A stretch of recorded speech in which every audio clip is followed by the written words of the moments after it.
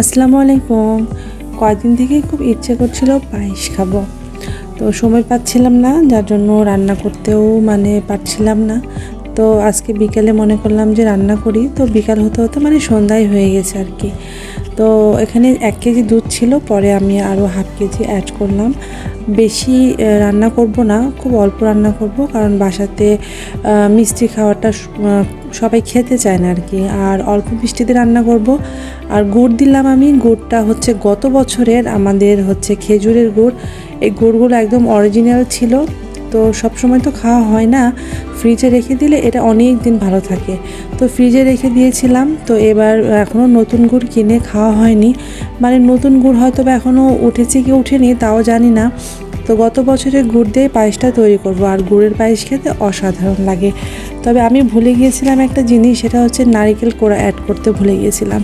আর এখানে আমি পোলাও চাল কিছুক্ষণ ভিজিয়ে রেখেছিলাম, আর এখানে আমি অ্যাড করে দিলাম পোলাও চালটা জাস্ট হতে যতক্ষণ লাগবে ততক্ষণই, কারণ এমনি দুধটা অনেক ঘন করেই আমি জাল দিয়েছিলাম, ফুটে উঠেছে। আমি এখানে সেরকম কিছু অ্যাড করিনি, কিশমিশ বাদাম আমি এগুলো অ্যাড করিনি। তবে আমি একটা নতুন জিনিস অ্যাড করলাম, সেটা হচ্ছে ঘি। সচরাচর আমরা পায়েসে ঘি খাই না, তবে আমি সেদিন ফেসবুকে দেখলাম, ইউটিউবে দেখলাম আর কি, তো ভাবলাম ট্রাই করি।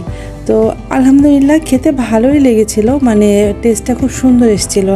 তো আমি এখানে শুধু এলাচ আর গরম মশলা, তেজপাতা এগুলোই অ্যাড করেছি। এক্সট্রাভাবে বাদাম কিশমিশ কাজু এগুলো কিছুই অ্যাড করিনি।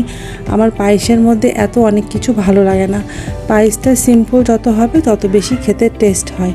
আর এই যে চালগুলো একদম গোটা গোটা হয়ে আছে, আমার পায়েস রান্না শেষ।